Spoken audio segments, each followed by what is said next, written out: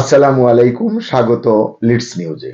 সম্মানিত দর্শক, সরকার বলছে ফেব্রুয়ারির 12 তারিখে ত্রয়োদশ জাতীয় সংসদ নির্বাচন আয়োজন করবে, অর্থাৎ এটি অনুষ্ঠিত হবে এবং সঙ্গে গণভোট হবে। কিন্তু দেশের অনেক মানুষের মনেই প্রশ্ন জাগছে, এটা কি সত্যিকার অর্থে নির্বাচন হতে যাচ্ছে, নাকি কেবল একটি ম্যানেজড প্রক্রিয়া, মানে গুছিয়ে কিছু একটা সামনে দাঁড় করানো, উদ্দেশ্য যাই হোক না কেন। আজ রোববার ঢাকায় ইউরোপীয় ইউনিয়নের নির্বাচন পর্যবেক্ষণ মিশন বা টিম যেটাকে বলি, আনুষ্ঠানিকভাবে তারা তাদের কার্যক্রম শুরু করেছে। এরপর তারা একটি প্রেস কনফারেন্স করেছে, সেখানে অনেকগুলো কথা বলেছে। এই মিশনের প্রধান হিসেবে দায়িত্ব পালন করছেন ইভার্স ইয়াপস, নামটা একটু কঠিন। তিনি বলছেন, অন্তর্ভুক্তিমূলক নির্বাচন মানে সমাজের সব শ্রেণীর মানুষের ভোট দেওয়ার সুযোগ। অন্তর্ভুক্তিমূলক নির্বাচন মানে সমাজের সব শ্রেণীর মানুষের ভোট দেওয়ার সুযোগ। শুনতে খুবই ভালো, কিন্তু এখানেই প্রশ্ন আছে।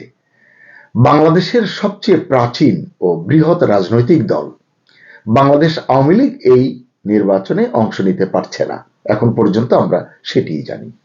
এবং তাদের 14 দলীয় জোটের যে শরিক দলগুলো আছে তাদের অবস্থাও একই। তো এই বাস্তবতা কি ইইউ পর্যবেক্ষণ টিম বা এই টিমের প্রধান তিনি একবারও স্পষ্টভাবে অ্যাড্রেস করেছেন? করেননি।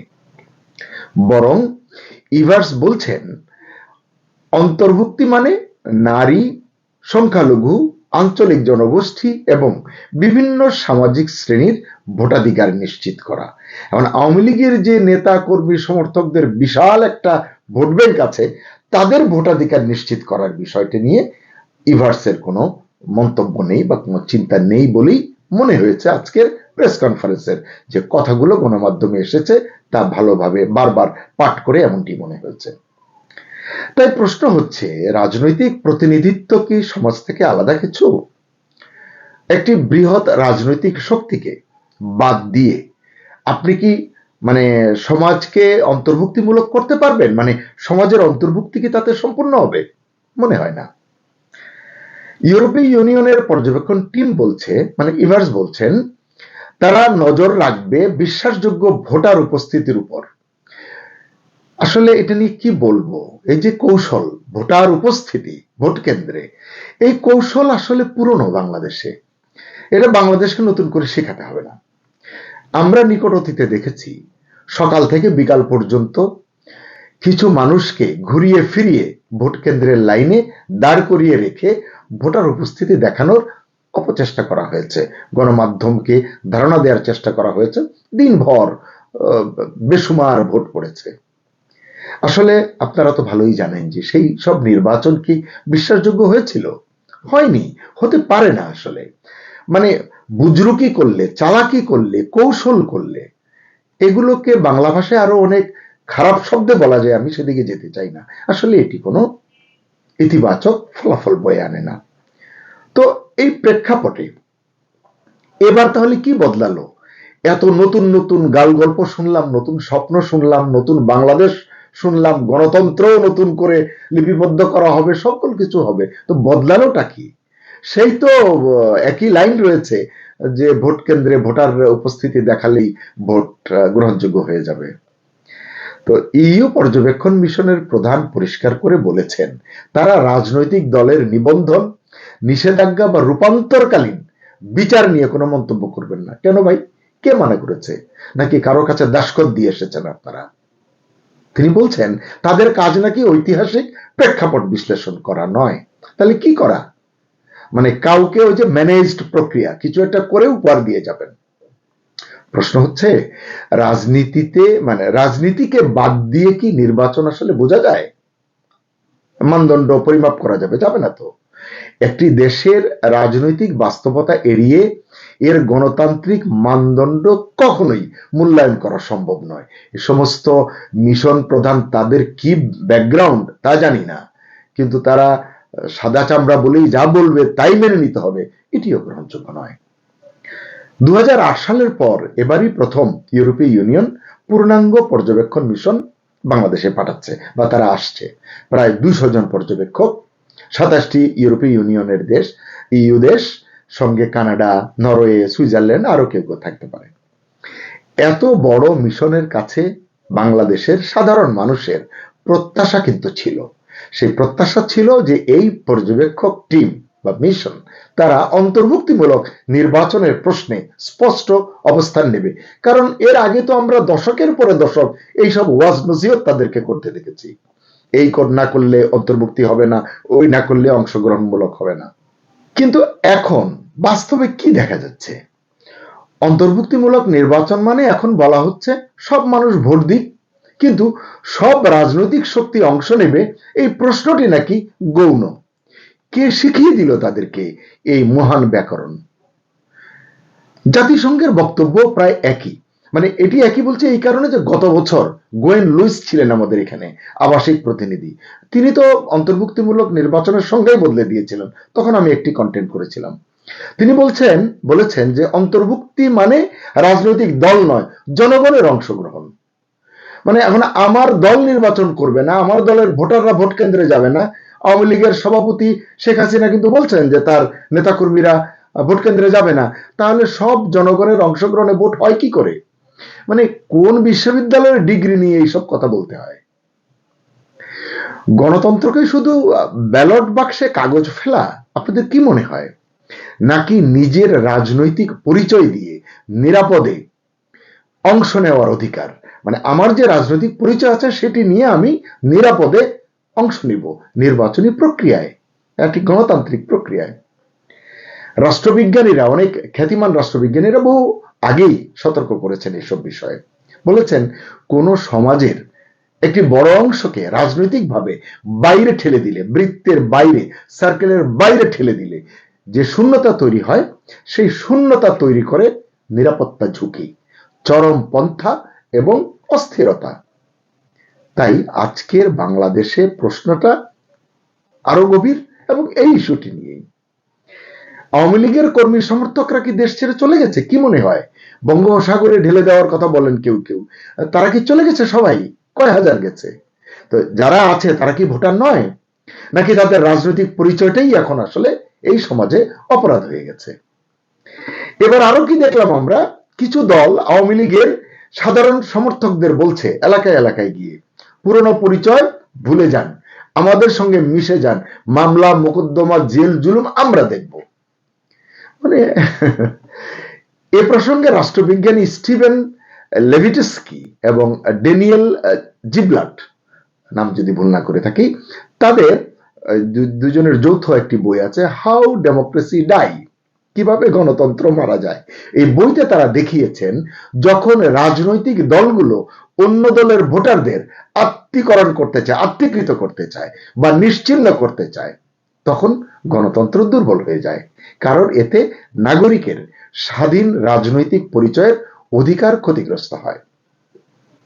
কোন জনগোষ্ঠীর একাংশকে সম্পূর্ণভাবে রাজনৈতিক ব্যবস্থার বাইরে ঠেলে দিলে, যে কথাটি বললাম, মানে এখন যেটি আওয়ামী লীগের ক্ষেত্রে আমরা দেখতে পাচ্ছি, 14 দল বা আরো যদি কোনো দল থেকে থাকে তাদের জন্য যেটি আমরা দেখছি, এই বাইরে ঠেলে দিলে জাতীয় নিরাপত্তা দুর্বল হয়।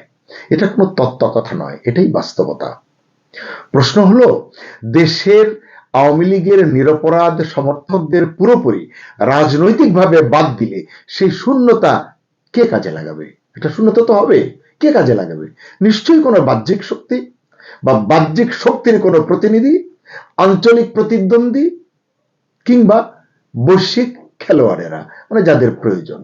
মনে রাখতে হবে, শূন্যতা মানেই অভ্যন্তরীণ নিরাপত্তা ঝুঁকি। এই কথাটা আমি এই নিয়ে 3 বার বললাম, অত্যন্ত গুরুত্বপূর্ণ কথাটি।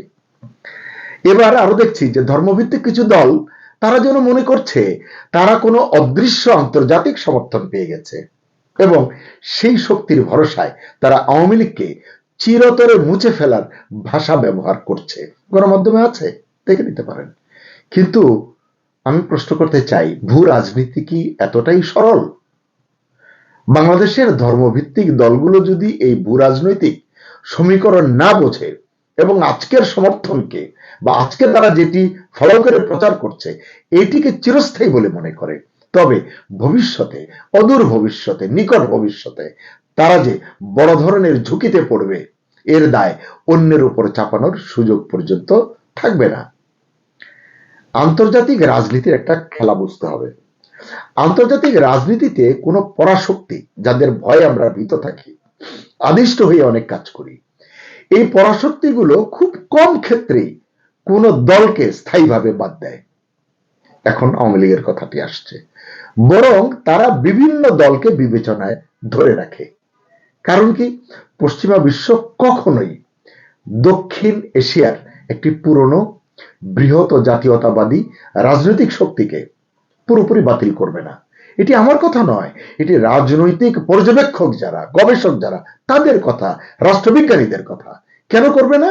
কারণ ধর্মীয় উগ্রপন্থার বিরুদ্ধে, মানে যদি এমনটা করে, আর ওই যে বললাম নিরাপত্তা যুগী চরমপন্থা, এগুলোর উত্থান ঘটবে। তো ওই রকম ধর্মীয় উগ্রপন্থার বিরুদ্ধে এরকম সেকুলার রাজনৈতিক দল সবসময় তাদের কাছে, মানে পরাশক্তির কাছে, একটি পোটেনশিয়াল ব্যালেন্সিং ফোর্স, এটি তারা রাখবেই। আমরা বাংলাদেশে যাদের দেখি, ভারতের নাম বলতেই 380 ডিগ্রি জ্বলে ওঠে, ওইসব দলের সঙ্গেও ভারতের অনেক সূত্রের যোগসূত্র আছে, রাখতে হয়। এটি রাজনীতি, এটি আঞ্চলিক রাজনীতি, ভূ রাজনীতির সমীকরণগুলো এরকম। তাহলে প্রশ্ন থেকে যায়, ইইউ নির্বাচন পর্যবেক্ষণ টিম কি সত্যি নির্বাচন পর্যবেক্ষণ করতে এসেছে, নাকি আওয়ামী লীগ বিহীন একটি নির্বাচনকে, তথাকথিত বাস্তবতাকে বৈধতার সার্টিফিকেট দিতে এসেছে? দর্শক, এটি গুরুত্বপূর্ণ প্রশ্ন। নাগরিক প্ল্যাটফর্ম বলে একটি সংগঠন আছে, নাগরিক প্ল্যাটফর্ম বাংলাদেশের আহ্বায়ক এবং সিপিডির সেন্টার ফর পলিসি ডায়ালগে সম্মাননীয় ফেলো দেবপ্রিয় ভট্টাচার্য, এই সরকারের সঙ্গে তার ঘনিষ্ঠতা রয়েছে। তিনি পরিষ্কার করে একটি কথা বলেছেন, অন্তর্ভুক্তিমূলক আর অংশগ্রহণমূলক নির্বাচনের ব্যাখ্যা পরিষ্কার না হলে নির্বাচন নিয়ে বিতর্ক আরো গভীর হবে। হবে মানে কি, এটি শুনতে হবে। আওয়ামী লীগ শুনছে না 2014, 18, 24 নিয়ে, এই সরকারকেও শুনতে হবে। যতই তিনি ইউনিক, ঐতিহাসিক, মেটিকুলাস ডিজাইন যতই পরিকল্পনা করুন না কেন, এইসব শব্দ ভাষা পাংশে হয়ে যাবে। দেবপ্রিয় বলছেন, জাতীয় ঐক্য ছাড়া গ্রহণযোগ্য নির্বাচন সম্ভব নয়। এখন যে ঐক্য আছে, এটি কি জাতীয় ঐক্য? আমি মানতে রাজি নই। যাক, সেটি নিয়ে অন্য বিতর্ক অন্যদিন করব। ইতিহাসবিদ এবং দার্শনিক তত্ত্ববিদ হান্টা আরেন্ট তার অরিজিনাল অব টোটালিটারিয়ানিজম বইতে দেখিয়েছেন, যখন কোন রাষ্ট্র বা রাজনৈতিক শক্তি নাগরিকদের একচেটিয়া, মানে একটি মাত্র পরিচয়ের মধ্যে ঠেলে দিতে চায়, মানে তুমি আমার সঙ্গী নাও তাহলে তুমি আমার শত্রু, এরকম একটি ধারণা, তখন সমাজে নৈতিক বহুত্ব ধ্বংস হয়ে যায়। সেই বহুত্ববাদ নিয়ে আমরা কত কথা বলি, কত তর্ক করি টকশোতে। আসলে আপনারা সবাই জানেন, গণতন্ত্র মানে কেবল ভোট নয়। গণতন্ত্র মানে ভয়হীন অংশগ্রহণ, রাজনৈতিক পরিচয়ের নিরাপত্তা এবং জনগণের সম্মতি। অন্তর্ভুক্তিহীন নির্বাচন কেবল, মানে কি বলবো, সরকার তৈরি করতে পারে, আস্থা তৈরি করতে পারে না। মনে রাখতে হবে, গণতন্ত্র টিকে থাকবে তখনই যখন রাষ্ট্র শত্রু খোঁজা বন্ধ করে নাগরিকদের আস্থার জায়গা তৈরি করবে। এখন আওয়ামী লীগ দেখলেই শত্রু মনে করছে, যুবলীগ দেখলেই শত্রু মনে করছে, এই ধ্যান ধারণা পাল্টাতে হবে। আজকের যে বাংলাদেশ, এই বাংলাদেশে এই বোধ বিবেচনা, আইনের শাসন, জবাবদিহি এবং অন্তর্ভুক্তি তাই অত্যন্ত প্রয়োজন। অন্তর্ভুক্তিহীন নির্বাচন রাজনৈতিক ঝুঁকি তৈরি করবে কিনা তা আগে ভাগেই, মানে এখনই আমাদেরকে চূড়ান্ত করতে হবে, সেই অনুযায়ী সিদ্ধান্ত নিতে হবে। এ কারণেই সরকারের প্রতি আমি বিনীত পরামর্শ দেব, বিষয়টি উপলব্ধি করে সিদ্ধান্ত নিন। হিংসা, জেদ পরিহার করুন। জাতির জন্য ঐতিহাসিক দায়িত্ব পালনের সুযোগ এসেছে আপনাদের সামনে, সেটাকে কাজে লাগান। নয়তো আসলে এখানে অপ্রিয় কিছু কথা বলতে হবে, সেটা আমি এই মুহূর্তে বলতে চাই না। শুধু বলবো, সময় এসেছে সাহসী সিদ্ধান্ত নেওয়ার। শেষ করার আগে প্রশ্ন রাখতে চাই প্রিয় দর্শক আপনাদের জন্য, আওয়ামী লীগ বিহীন নির্বাচনকে বৈধতা দেওয়াই কি ইউরোপীয় ইউনিয়নের পর্যবেক্ষণ টিমের আসল ম্যান্ডেট? আসলে এই প্রশ্নের উত্তরই ঠিক করবে বাংলাদেশ গণতন্ত্রের পথে এগোচ্ছে নাকি আবারও নামমাত্র গণতন্ত্রের অন্ধকার গলিতে পথ হারাতে চলেছে? কমেন্টে আপনার মতামত দিন। ভালো থাকুন, সুস্থ থাকুন, নিরাপদে থাকুন। আল্লাহ হাফেজ।